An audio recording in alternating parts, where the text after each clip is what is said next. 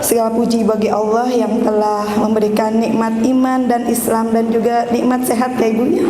Kita bisa berkumpul semuanya di sini, silaturahmi dan meningkatkan kapasitas diri, mempersiapkan menyambut bulan Ramadan yang sebentar lagi kita akan, insya Allah kita semua akan mengikuti prosesi Ramadan yang penuh berkah ini.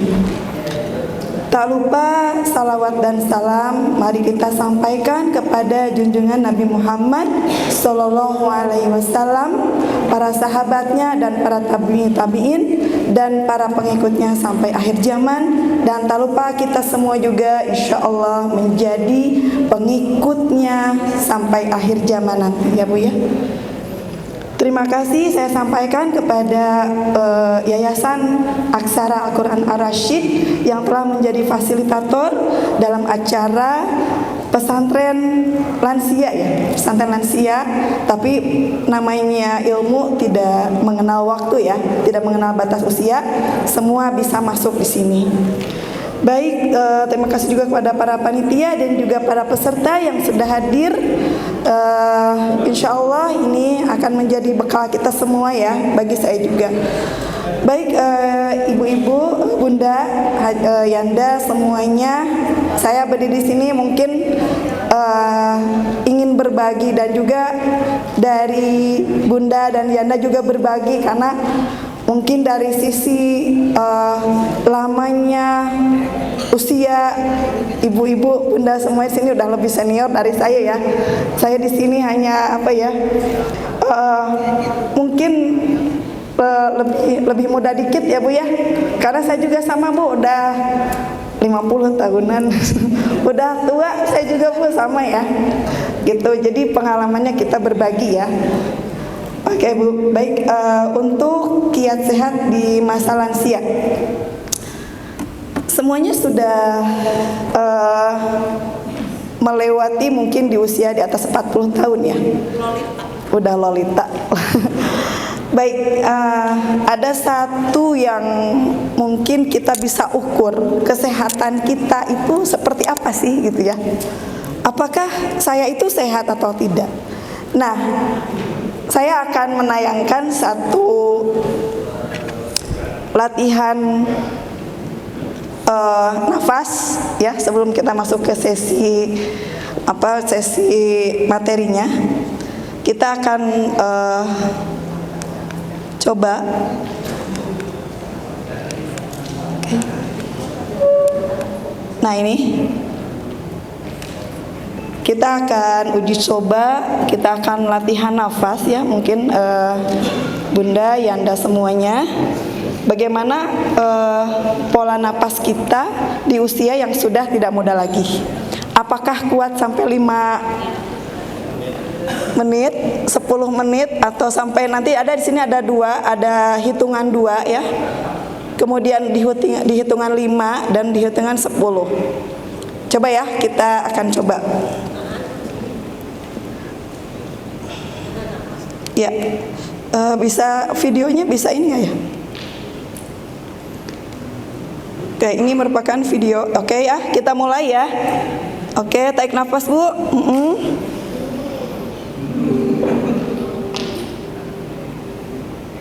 Tahan.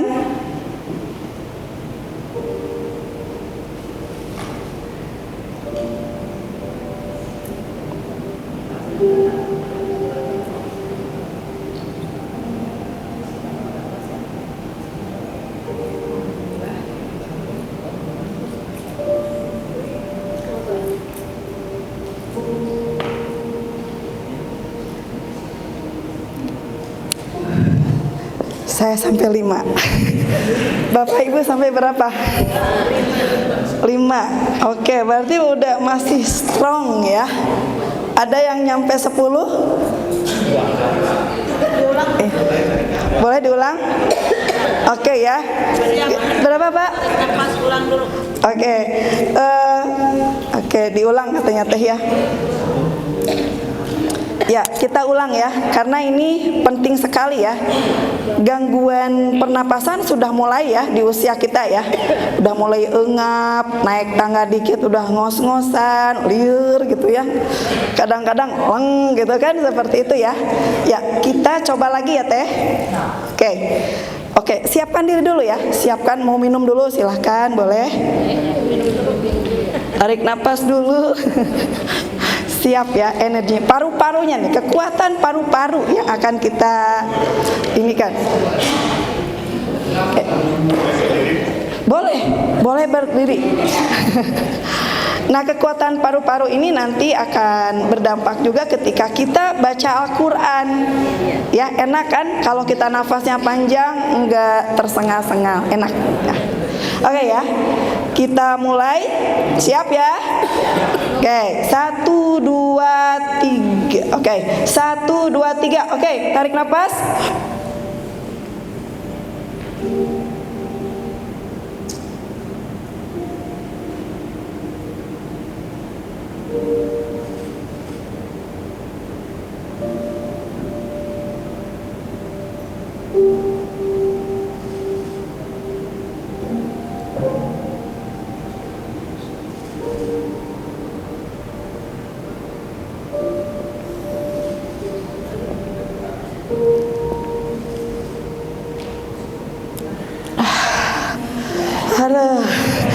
Subhanallah walhamdulillah wa la ilaha illallah Allahu akbar la haula wala quwata illa billah. Ibu kiat dugi ka sabari ibu? 5 dari abot 5 ya. 5 juga sudah harus. Hoyong nama tilut atau Oke. Berapa Bu? Masih Ibu, hebat nih Ibu. Oke. Kuat. Wah, ini ada yang sampai 10. Gimana Pak? Oh, ini Bapak masih nih. Hebat. Olahragawan ya. Subhanallah. Oke. Masih. Hebat. Wah, lebih dari ya Bapak 10 ya. Wah, hebat nih. Buat Yanda sama Bunda yang sudah sampai 10, berarti kekuatan paru-parunya, kardiovaskularnya insya Allah bagus ya. Bisa menahan, bisa mengatur bagaimana ekspirasi atau naik napas, inspirasi, ekspirasinya itu lebih bagus lagi ya. Oke. Tuh, oke. Ini adalah satu hal yang tidak bisa kita tolak, ya. Masih betah di dunia berarti tambah tua usia kita. Tambah tua itu pasti. Ibu-ibu ada nggak Yanda di sini yang ingin usianya panjang sekali? 100 tahun. Asa nggak apa-apa 100 tahun, tapi fisiknya 25 tahun. Tapi kita nggak mau itek yang punya. Ya oke. Nah, tambah tua itu pasti ya. Insya Allah kalau kita feedback ke belakang ya. Saya sendiri udah setengah abad gitu. Apa sih bekal kita yang sudah kita siapkan ya, karena kita udah nggak mikir lagi pengen apa-apa, tapi kita pingin kedepannya itu persiapan akhirat ya, seperti itu. Nah, sudahkah amal kita bertambah dengan bertambahnya usia kita? Nah, di sini ada hadis riwayat Tirmizi bahwa wahai Rasulullah, siapakah orang yang terbaik? Rasulullah SAW menjawab bahwa orang yang panjang umurnya dan baik amalnya. Tentu kita juga di sini semuanya berharap ya dengan bekal yang sudah diberikan oleh pemateri itu menjadi salah satu cara untuk kita menggapai husnul khotimah. Insyaallah ya Bu ya, semuanya husnul khotimah. Oke ya, jadi ini di pendahuluannya bahwa seiring bertambahnya umur, kondisi fisiologis tubuh berubah, fungsi tubuhnya menurun dan berisiko terkena penyakit. Kemudian fisiologis adalah perubahan-perubahan pada tubuh yang terjadi dalam proses menua, ya. seperti rambut menjadi beruban. Di sini ada yang masih di dunia hitam. Ya, ada yang di dua alam ya, dunia hitam dan dunia putih. Nah, kalau masih dunia hitam berarti sebenarnya dari sisi kesehatan itu bagus berarti sel-selnya. Bapak masih hitam ya Pak? Ah, subhanallah. Nah, ini nih Bapak nih. Coba Bapak bisa ke depan sebentar. Oke. Ini saksinya umur saya masih 72, ponakan saya. Oh, subhanallah. Iya, Bapak Ada di putih depan. juga ada. Iya. Ada putih. Iya, coba Bapak bisa testimoni apa rahasianya? Ini usia Bapak siapa namanya, Pak? Ismantoyo. Bapak Ismantoy dari mana, Pak? Saya dari Lampung. Subhanallah, jauh dari Lampung. Oke, Bapak usia 72. 72 tahun 7, tapi 11. subhanallah susu 11. Pakai mic, Pak? Tes. Oke. Bapak dari Lampung ya. Usianya 7. 72. Iya. Cucu saya sudah 11. Subhanallah. Tapi istri saya sudah nggak ada. Kebetulan istri saya yang baju biru ini kakak saya. Oh, subhanallah. 72 tahun ya. Coba kalau dilihat dari nanti kita akan kenalan dengan usia kronologis dan usia biologis. Ya Bu ya. Nah, kalau secara usia kronologis Bapak ini 72 tahun. Tapi kalau dilihat secara usia biologis, usia sel ya Bu ya. Ini kelihatan nggak usia 72 tahunnya? Ya Pak. Ya, mungkin sekilas karena rambutnya masih hitam, ini kelihatan masih ya mungkin 10 tahun lebih muda atau 5 tahun lebih muda, kan lumayan Pak ya, 5 tahun lebih muda gitu Pak. Jadi kebetulan saya juga latihan senam Baya Energy Power. Jadi tadi itu kalau itu 10 itu saya bisa bisa lebih ya. Oke. Nah, tepuk tangan semuanya ya, beri aplaus. 7 tahun. 7 tahun. Senam nafas. Iya, senam nafas. Iya. Makanya saya bisa sampai 20 bisa Oke. saya barusan 10 belum apa-apa udah mati nih. Itu bagi yang Bukan senam olah nafas. olah nafas. Olah nafas itu olahraga namanya senam Baya Energy Power. Oke, baik. Namanya Dokter Hari Angga. Barangkali tahu? Iya. Di Hari Angga. Iya. Almarhum sekarang. Iya. Itu kan dokternya Dokter Baya Energy Power. Nah. Saya salah satu muridnya. Bagus. Dari Lampung. Iya Pak, memang ibu-ibu yang sedikit saya tahu tentang olah napas itu ya. Kita tahu ya, dalam tubuh kita ini ada potensial energi, Ya, betul. potensial listrik. Apa sih buktinya kita punya potensial listrik? Kadang-kadang kita ngejeduk sedikit kok kesetrum. Ya Bu ya? Iya, jantung berdetak, apakah itu tidak butuh energi atau listrik? Ya butuh Bu. Makanya untuk unsur-unsur mineral yang kita konsumsi juga kita butuh mineral yang berion.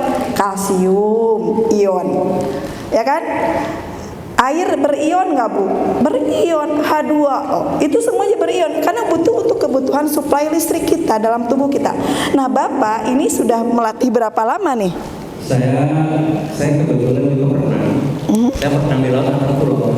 Oh iya. Saya itu bisa berenang 3-4 jam nggak berhenti.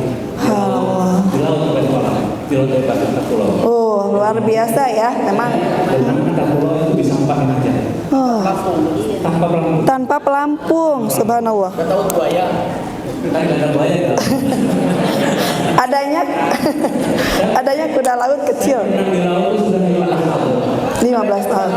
Ya, adanya kuda laut. Iya Pak, kuda laut. Saya senang di bawah itu sudah 7 tahun. Berenang di laut saya 15 tahun. Oke. Ya, mungkin barangkali pengaruh terhadap saya juga saya nggak tahu.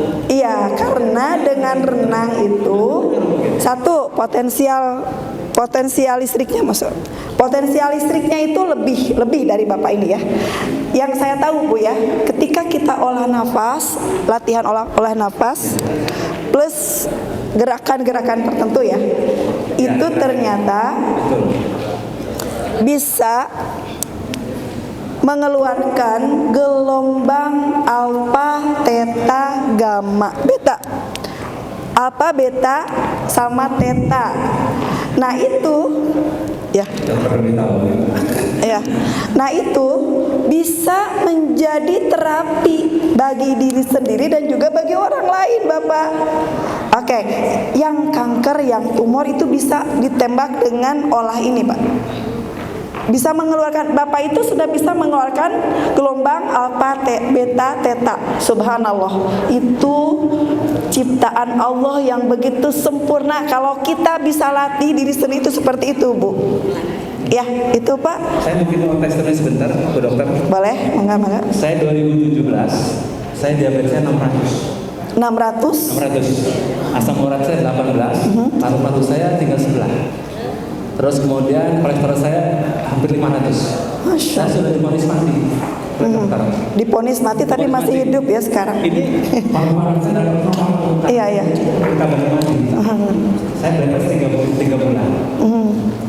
Iya. Kemudian saya olahraga terus, akhirnya ternyata setelah saya di scanning paru-paru saya itu nggak ada kanker. Normal kembali. Jadi makan obat selama 9 bulan untuk paru-paru. Iya. Setelah 9 bulan jadi 2 lagi paru-paru saya. Tadi hilang, tinggal 1 aja. Iya. Nah kemudian saya insulin itu 6 tahun. Sehari 4 kali, suntik insulin 6 tahun. Alhamdulillah. Alhamdulillah. Sekarang ini 100 saja, 100 kali 120. Saya sekarang sudah nggak minum obat apa lagi. Alhamdulillah ya. Ya, mudah-mudahan tertular ya sehatnya ya semuanya ya. Ya, Pak. Saya 2020 udah stop semua obat, saya nggak minum apa lagi sampai Iya. sampai hari ini. Alhamdulillah. Mungkin saya berkat renang, berkat olahraga, berkat sanam juga ya. Mungkin Iya, ikhtiar yang baik ya Pak ya. Iya, terima kasih Pak. Subhanallah, semoga selalu sehat selalu ya. tambahan aja. Iya. Terima kasih. Terima kasih. Ilmunya banyak tuh ya. Kita sharing ternyata dengan olahraga, kemudian dengan asupan nutrisi yang bagus juga itu harus didukung itu ya. Baik Pak, kita lanjutkan ya ke slide ya. Baik ke laptopnya. Oke. Nah faktanya ternyata menurut WHO itu bahwa aging atau penuaan merupakan salah satu permasalahan global. Ya, mengingat angka harapan hidup yang meningkat menjadi suatu tantangan bagi kita untuk memenuhi nutrisi yang tepat pada lansia. Nah, karena populasi geriatri semakin meningkat di seluruh dunia. Jadi ternyata populasi lansia ini di dunia itu sangat tinggi, Bu, sekarang itu. Angka harapan hidupnya. Ya alhamdulillah ya. Berarti kesehatannya itu bisa terjaga gitu. Rasulullah meninggal usia berapa tahun, Bapak Ibu? 63 tahun ya. Berarti kalau sekarang ada yang usianya udah 70 lebih, bonusnya lah. Dah ditambah bonus ya Pak ya. Iya, subhanallah ya. Nah ini ya, dari infografis yang saya dapatkan bahwa Indonesia memiliki populasi lanjut usia itu sekitar ya, ini dari, nah ini bisa dilihat. Jadi banyak sekali. Apalagi sekarang di Jepang, Pak. Di Jepang itu lansianya sangat banyak. Anak-anaknya nggak mau ngurusin. Akhirnya berdirilah rumah-rumah lansia. Boleh nggak Bu kalau kita memiliki rumah lansia? Boleh ya. Bukan berarti ngebuang kan? Bukan ya, tapi nanti akan bertemu dengan komunitas yang sama dan semangatnya akan lebih bagus lagi ya, karena ente sedih gitu nyalira ditaringalkeun barudak di bumi gitu ya. Lebih nyaman dengan komunitas yang Nah betul, jadi dengan yang seusianya itu akan lebih nyaman karena nyambung ya Bu ya. Apalagi cerita-cerita nostalgia ya Bu ya, ya dulu gini ya gitu. daripada di rumah banyak diatur sama anak itu, nggak boleh gitu, nggak boleh gitu. Iya, saking sayangnya ibu disuruh diem aja gitu ya. Oke ya. Nih, jadi lansia ini sangat tinggi ya dengan angka sekian penduduk. Oke. Nah, dalam surat Al-Hajj ayat 5 berkaitan dengan lansia. Nah, ini adalah masa yang merupakan fase akhir dari kehidupan di mana terjadinya penurunan fisik dan psikis ya, yaitu dikembalikan kepada kondisi yang paling rendah. Penelitian menunjukkan bahwa kecepatan proses penuaan ditentukan oleh genetik sebesar 25 sampai 35%. Nah, dan ini sisanya tergantung dari pola hidup kita sehari-hari. Ibu, Bapak di sini ada yang sedang terapi misalnya lagi sakit apa gitu. Ada yang punya diabetes? Bapak punya? Udah berapa lama, Pak? 13 tahun. Ada yang jantung? Ibu punya jantung, tapi ibu masih bisa di sini ya, alhamdulillah. Jantungnya bermasalah gitu Bu, oke ya. Nah itu ya. Denyutnya tidak beraturan. Oke, terjadi irreguler di detaknya ya Bu ya.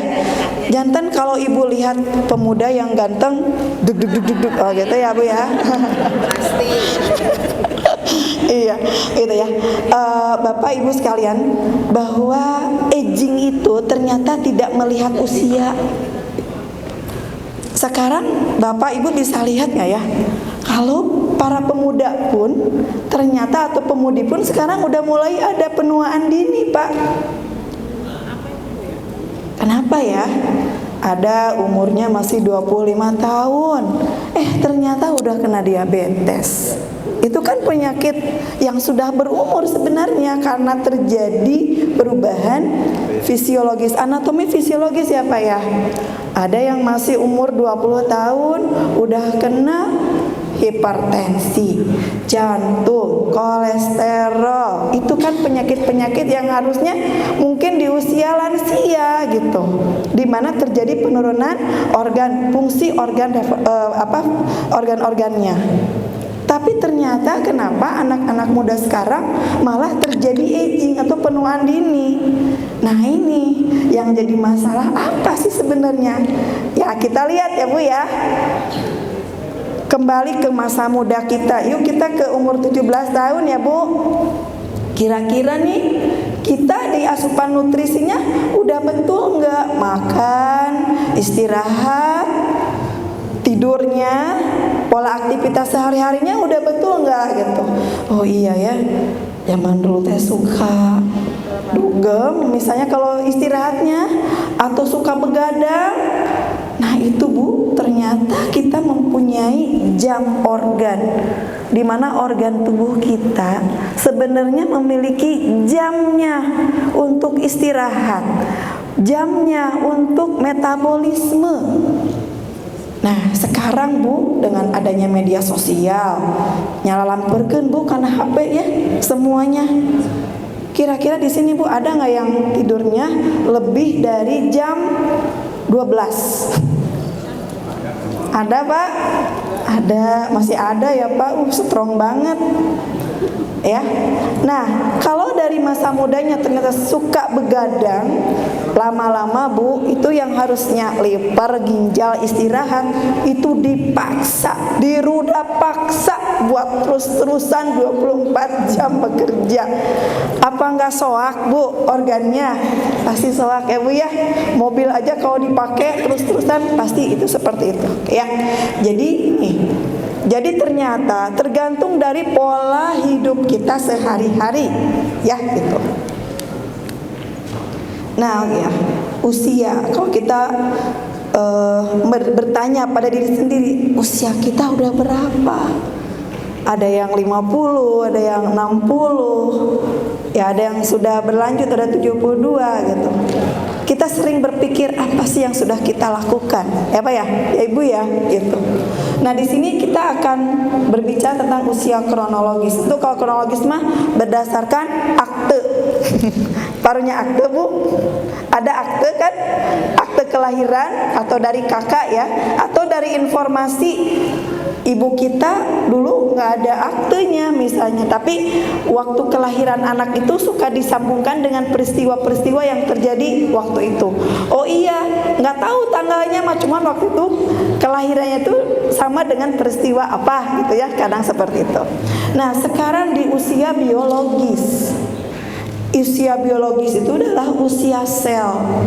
Usia sel kita, dimana tadi sudah saya sampaikan bahwa anak-anak muda sekarang walaupun usia kronologisnya masih muda, ternyata usia biologisnya atau usia selnya sudah tua. Terjadi uban di usia muda, penyakit degeneratif sudah datang gitu ya.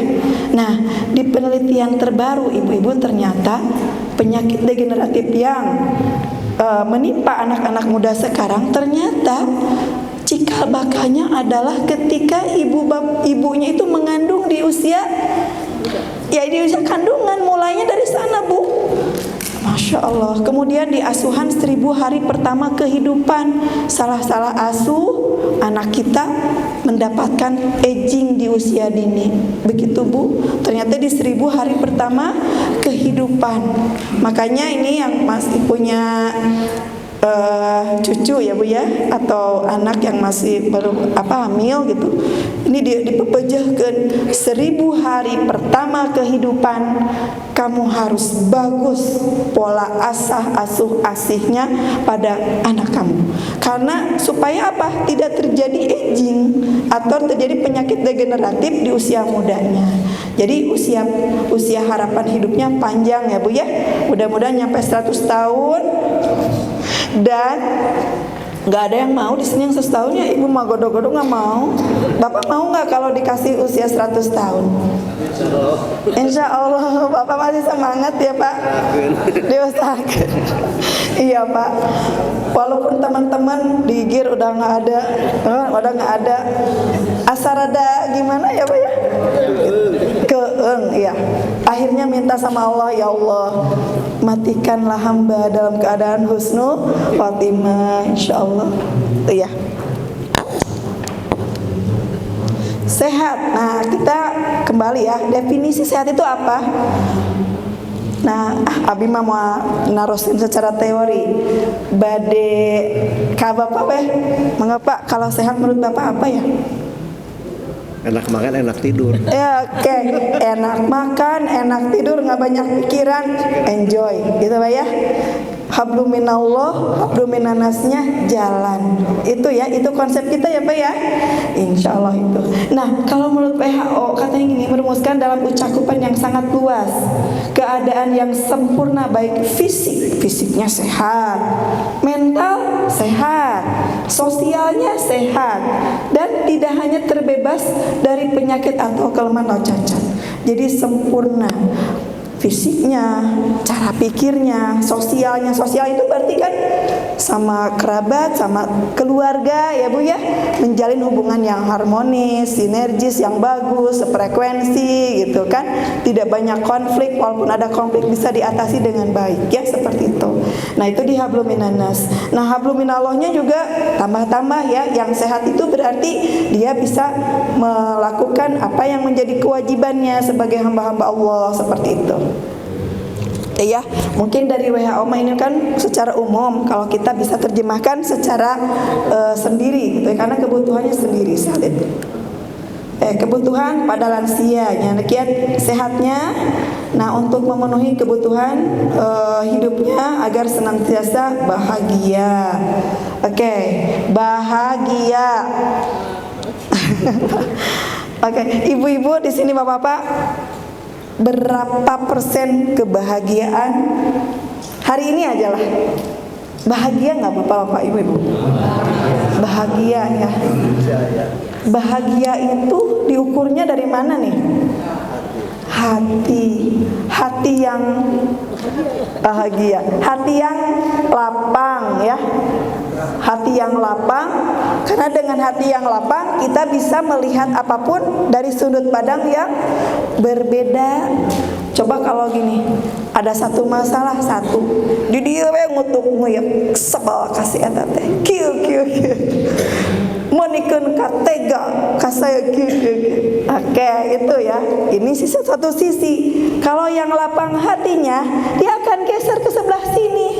Oh, si eta kitu ka abdi teh.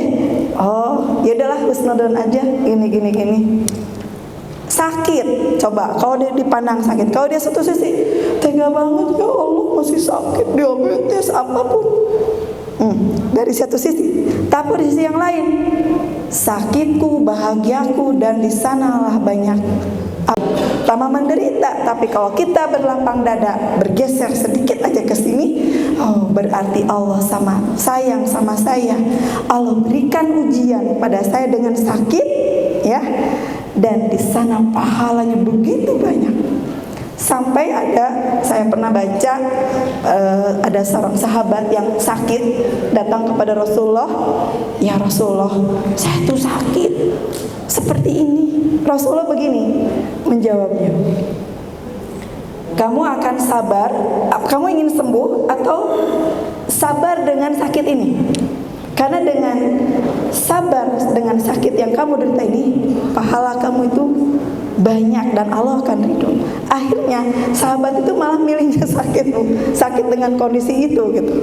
Karena itu ya mendapatkan ridho Allahnya, dia ridho gitu dengan sakitnya itu, dengan yang Allah berikan itu ya, itu mahanya ini. Tapi kalau kita nggak mau ya, baru susah kedik oge nyapanya, aduh ya baru bare maca Quran teh ya Allah mah ieu teh teu janten terawaseun gitu.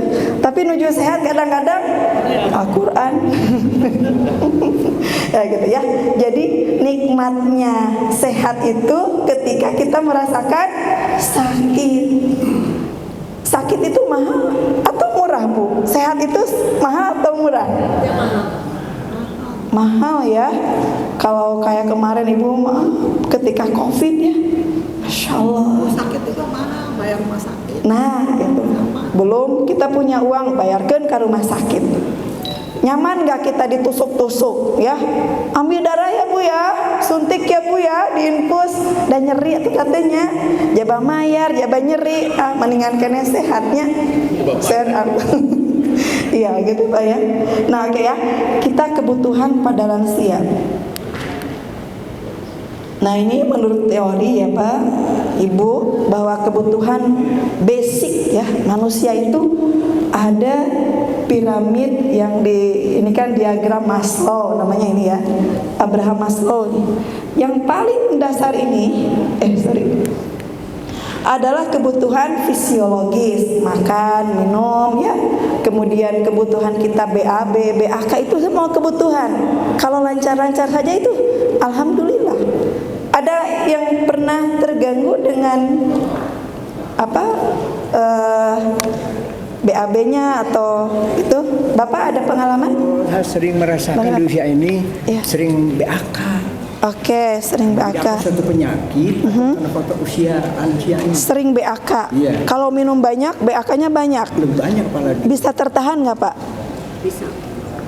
Termasuk gini, kalau Bisa menahan nggak? Kalau pengen BAK bisa ketahan? harus cepat-cepat gitu. Kalau tidak ya takut keluar. Oh takut keluar. Oke. Ibu gimana Bu, ada pengalaman tentang BAK? Nah Bapak cuma itu aja? Iya. Yang sering dirasakan itu sering BAK. Kreatinin. Oh kreatinin. Oke. Iya. Iya. Berarti ini di atas ban. Sedikit-sedikit. Mohon. Kalau banyak minum, ya malah Bapak salah takut BAK gitu. Oh iya. Oke. Tidak akan sering minum. Ada kekhawatiran ya. Ya, ibu-ibu gini ya. Memang untuk kebutuhan dasar manusia ini salah satunya ya selain makan, minum, istirahat yang biasa ya. Kebutuhan buang air kecil, buang air besar itu ya kita kalau umurnya sudah begini, kalau ada yang terhubung dengan penyakit ginjal, kreatinin ya Pak ya, itu outputnya dari sana. itu memang jadi, minum terlalu banyak, gitu pipis aja gitu, terus pipis, keganggu tidur malamnya. Dan ada satu ketakutan ya Pak ya. Oke Bu ya. Jadi gini, normalnya kalau kita banyak minum berarti kita banyak pipis. Itu kalau normal. Bu, yang normal seperti apa pipisnya? Ya kita masih bisa menahan. Kalau pengen pipis, ini lagi ngantri nih di toiletnya, bisa nahan. Ya. Kalau kecil juga kalau tiba-tiba keluar seret gitu pipis. Nah itu berarti udah nggak bisa ketahan. Kenapa Bu? Tidak bisa tertahan, namanya inkontinensia uri. Ya. Keluar itu kayak anak kecil gitu. Iya. Oke ya. Kalau sudah ada gangguan itu, gangguan eliminasi, berarti memang ada gangguan di sarafnya. Ada di sana itu Bu ya. Di otak kita memang ada sambungan komandonya ya untuk bisa nahan. Tahan pipis, tahan. Tapi ini udah disuruh nahan, ini malah pengen keluar aja gitu kan.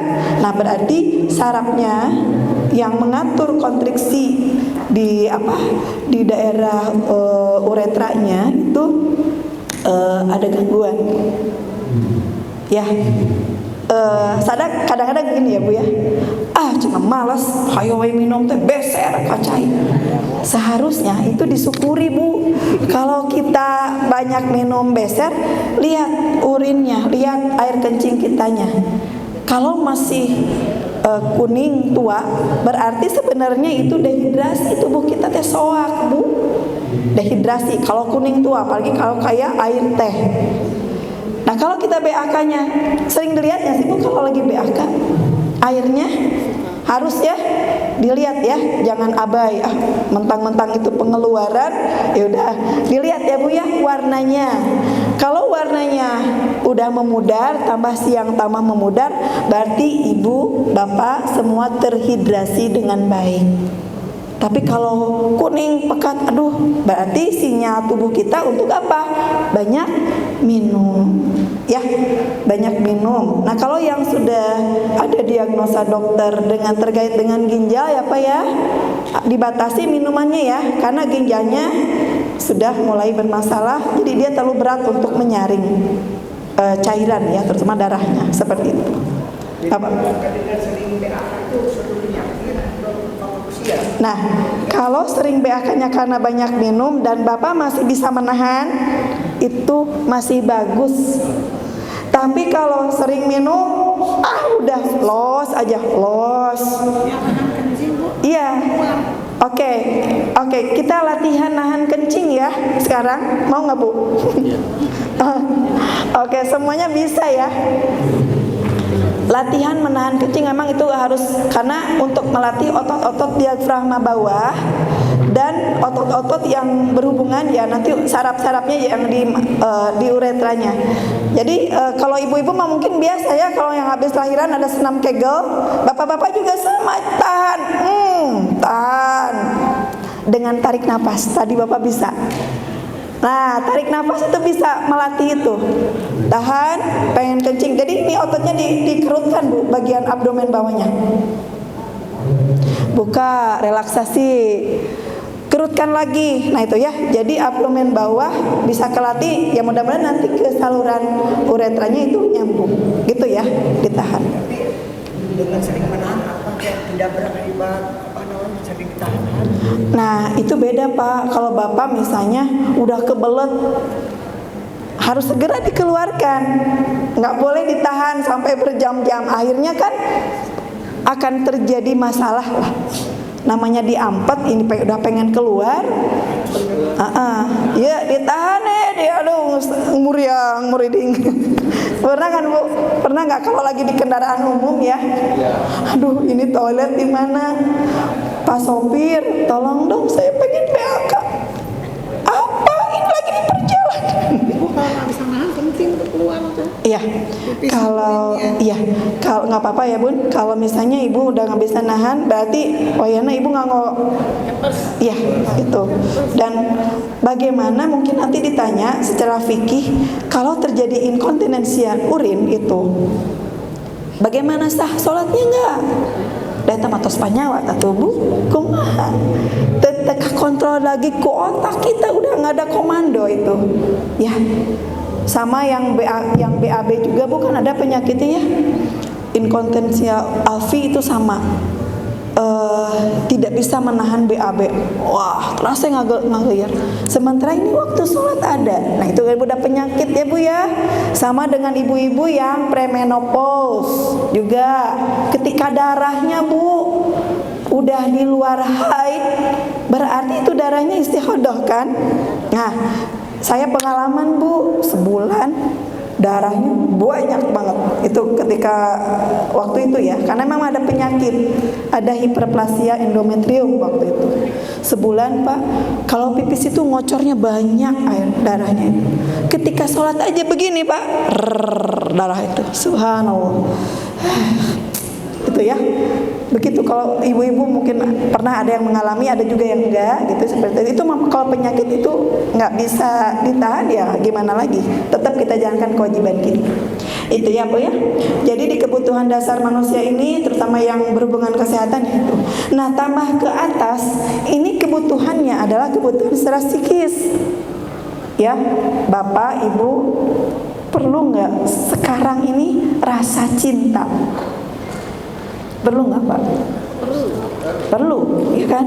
Itu hal yang tidak bisa istilahnya, walaupun kita sudah tua, tetap kita pengen dicintai oleh siapa bu? Dicintainya bu? Suami. Oke, sama siapa bu? Oleh suami, oleh anak. Oleh suami, anak, ya. Pengen dicintai ya bu ya. Yang paling utama kita pengen dicintai sama siapa bu? Allah. Pengen kita dicintai Allah, pengen kita menjadi orang terdekatnya, makhluk yang didekatkan oleh Allah subhanallah. Di surat Al-Waqiah ya bu ya, penduduk surga itu didekatkan gak dengan Allah? Dekatkan, Masya Allah. Mudah-mudahan kita semua ya bu ya, rangka ini adalah proses ini, pesantren di sini adalah dalam rangka kita takorub dan Allah akan dekat dengan kita. Insya Allah ya, masuk ke surganya Allah bersama-sama ya bu ya, Insya Allah. Oke ya, tambah ke atas ada aktualisasi diri. Ibu-ibu, aktualisasi diri itu kayak gimana ya? Pengen ada pengakuan? Bapak pengen diakui usia sekarang pak? Berapa tahun pak? 75 ya? 75, subhanallah. Masih pengen ada pengakuan pak? Ada dari siapa pak? Kok di komplek? Bapak dan bapak mah sesepuh, bapak boleh jadi ketua RW, bisa suka gitu ya atau gimana gini kan ya pak ya? Karena disepuhkan. Oke, kalau bapak sendiri gimana pak? Ya, manusiawi lah. Manusiawi ya. Kita pengen ada satu pengakuan, mengaku bahwa saya usianya udah tua. Begitu ya. Nah, yang paling ini kan di Maslow mah memang kebutuhannya ya udah dari keduniawian. Tapi kalau kita pengakuannya dari siapa? Dari Allah. Diakui bahwa kita eksistensi, usia kamu sampai 80 tahun atau sampai berapa tahun, diakui bahwa kamu itu makhluk yang saya percaya hidup sampai sekian tahun. Dan kamu kemana terkembali kata Allah, seperti itu mungkin ya Pak ya. Diakui, ingin diakui menjadi umatnya Nabi Muhammad Sallallahu Alaihi Wasallam, ingin diakui menjadi hamba Allah yang didekatkan, yang selalu dekat di Allah, dekat di Allah, di kekuasaan Allah itu seperti itu. Subhanallahnya.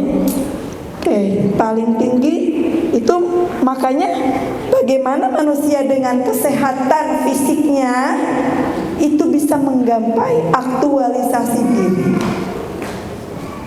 Kalau aktualisasi diri secara implementasinya kayak gimana Pak? Kalau ingin diakui oleh Allah, dekatnya kayak gimana?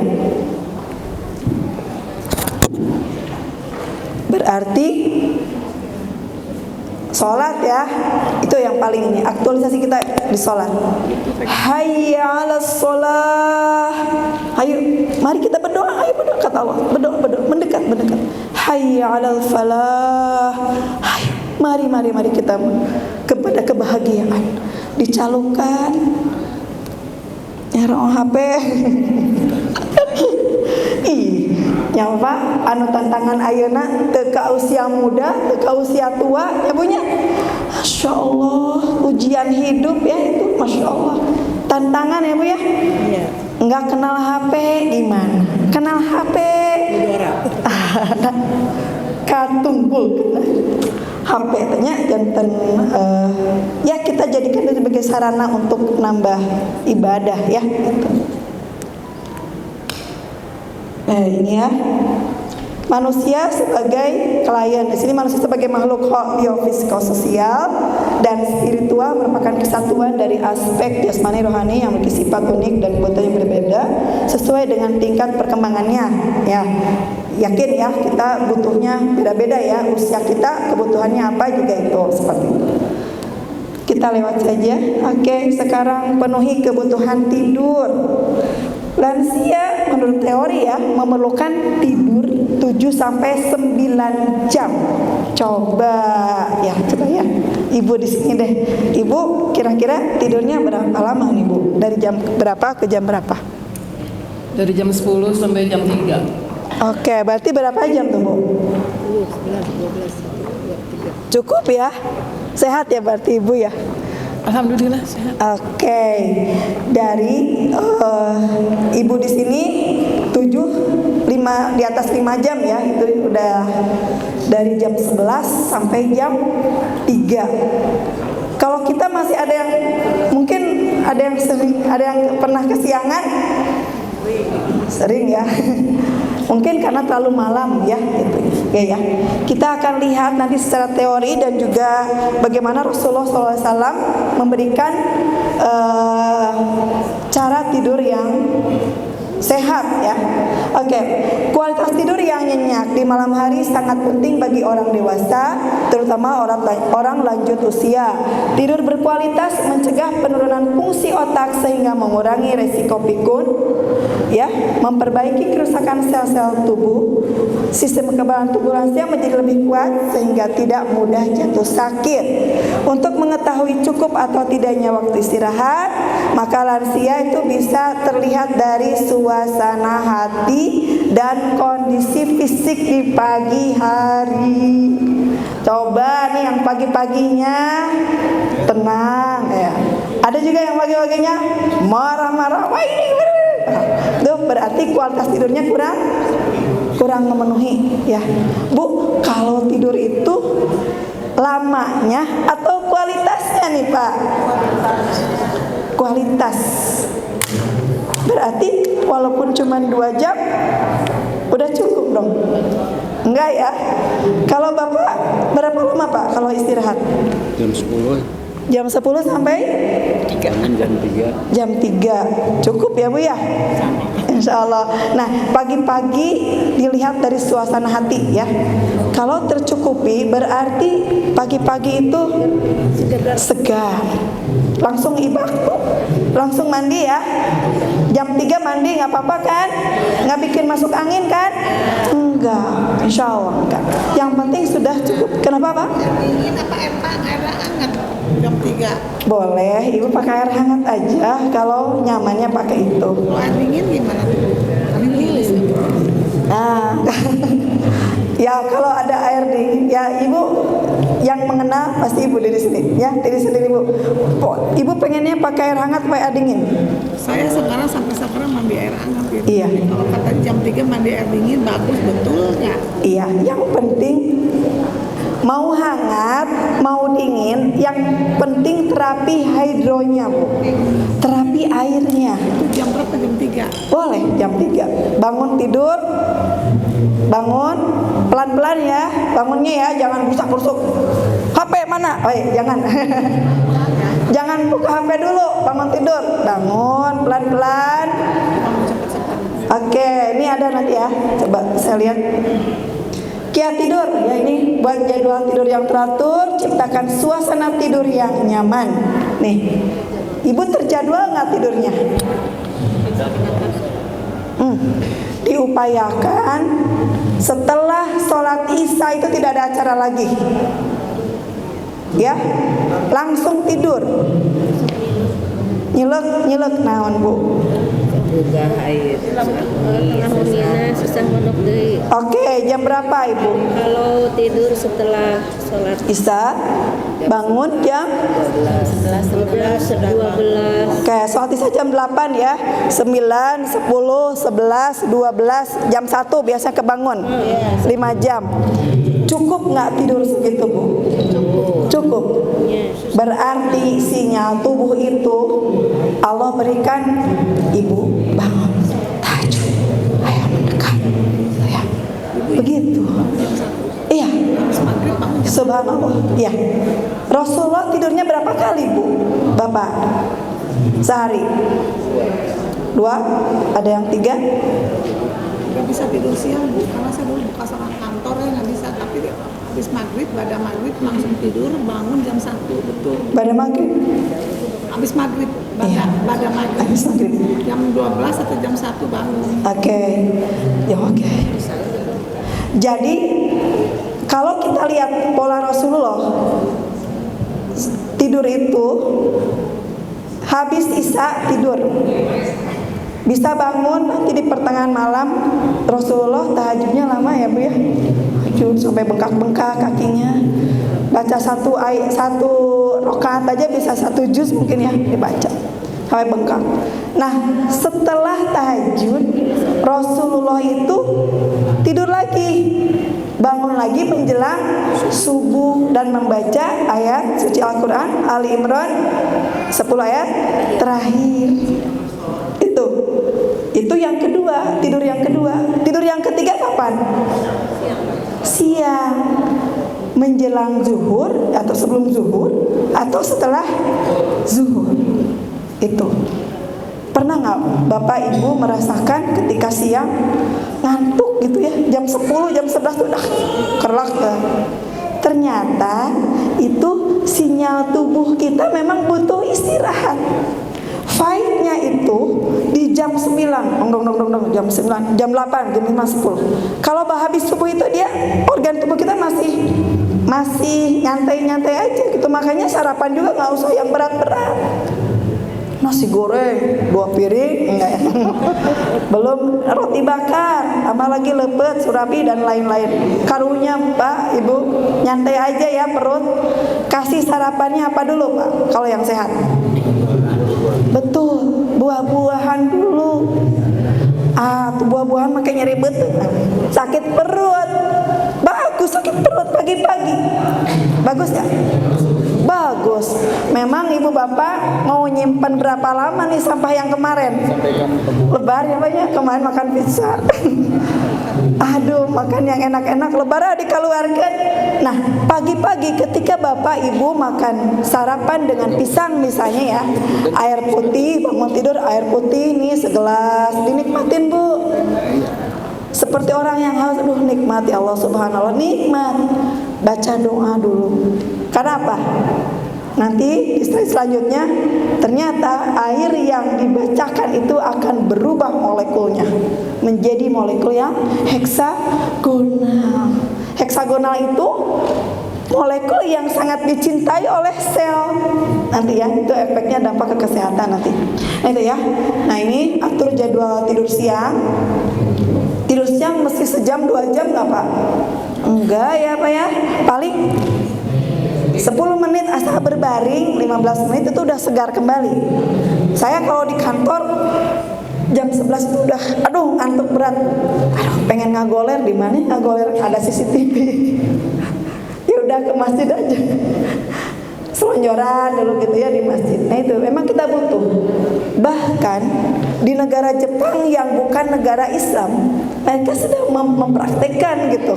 Di tempat-tempat pekerjaannya itu udah disiapkan tempat tidur buat selonjoran barang 15 menit. Kenapa?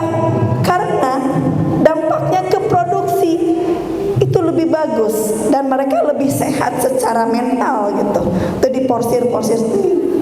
Jadi kalau kita lihat pola tubuh kita sama dengan matahari.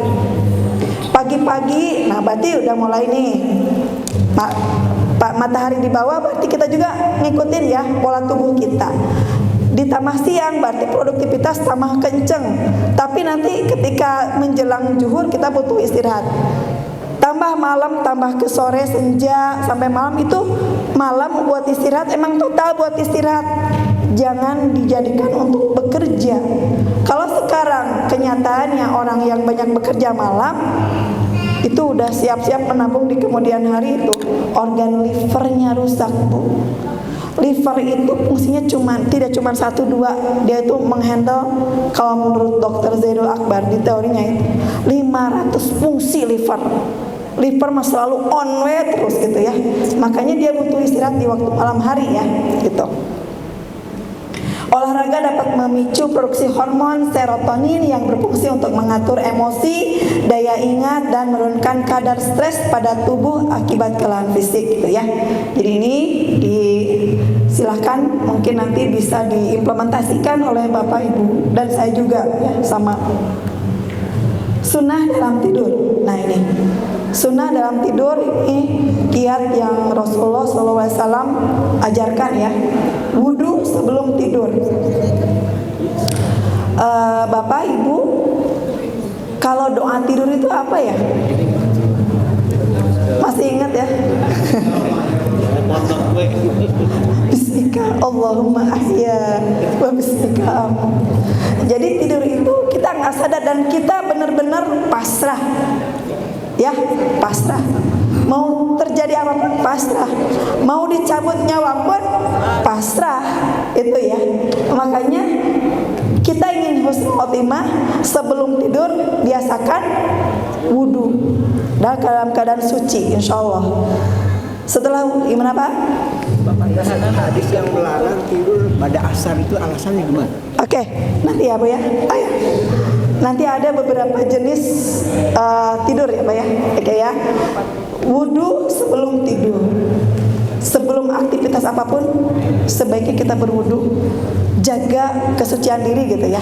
Karena malaikat akan selalu mendoakan.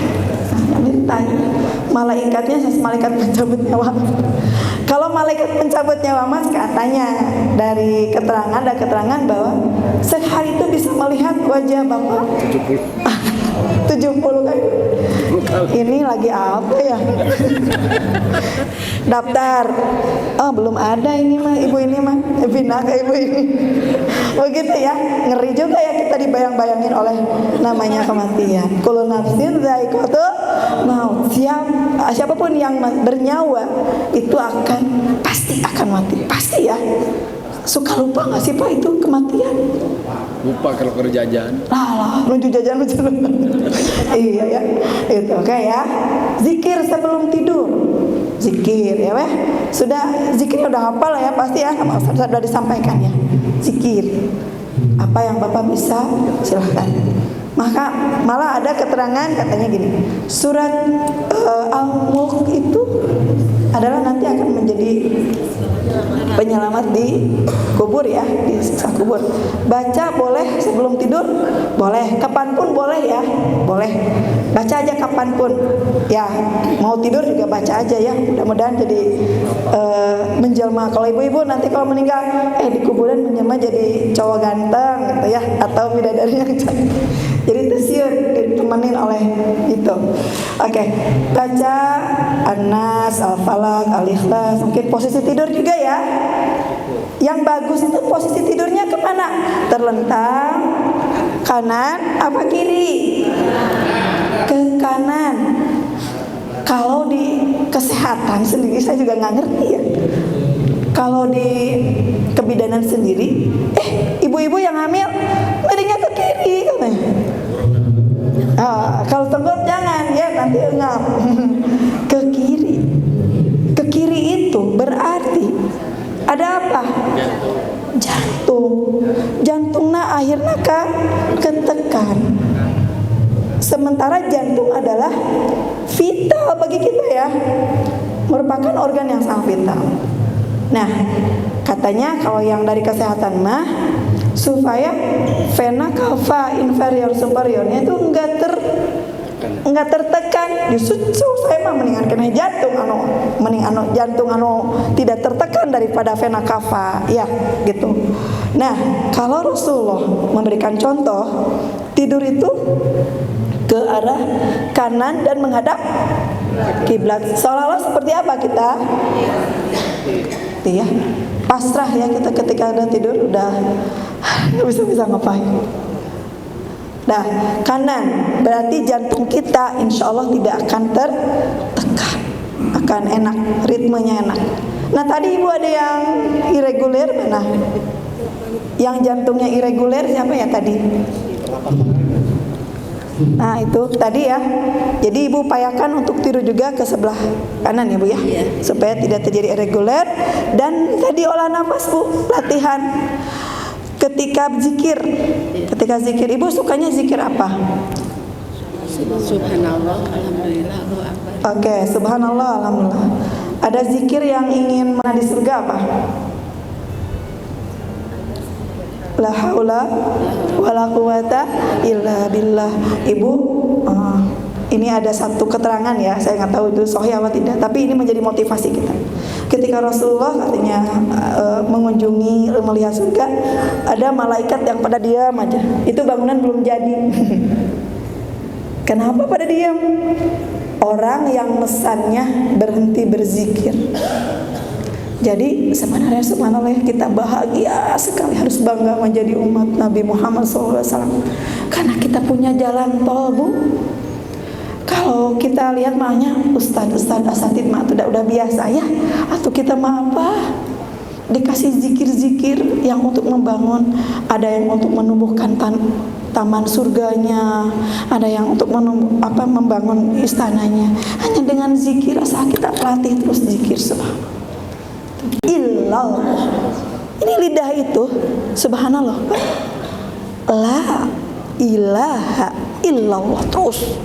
Dibacanya kapan waktu bu? Kapan saja. Bebas. Oh gitu. Boleh. Ibu boleh. Saya mau 100 kali. La ilaha illallah. Ibu kalau dibiasain, kau merinding ya saya bu. Merinding ketika masya Allah. Ketika la ilaha illallah kita ucapkan ibu, masya Allah bu. Ketika azal kita tiba, kita tidak akan susah. Kenapa orang-orang itu kok susah untuk mengucapkan la ilaha illallah? Karena jarang zikir. Coba latih terus zikir. Maknai resapi ke dalam hati dan pikiran kita bu. Dalam ayat Al-Quran itu ada bu, ketika kulit kita juga bisa berzikir. Ya Allah subhanallah. Ibu, detak jantung kita juga semarkan berzikir semua bu. Kenapa kita yang punya otak dan punya hati tidak mampu untuk mengikuti frekuensi yang sudah Allah berikan? Ibu lihat, burung-burung bernyanyi, bersiulan, itu lagi berzikir.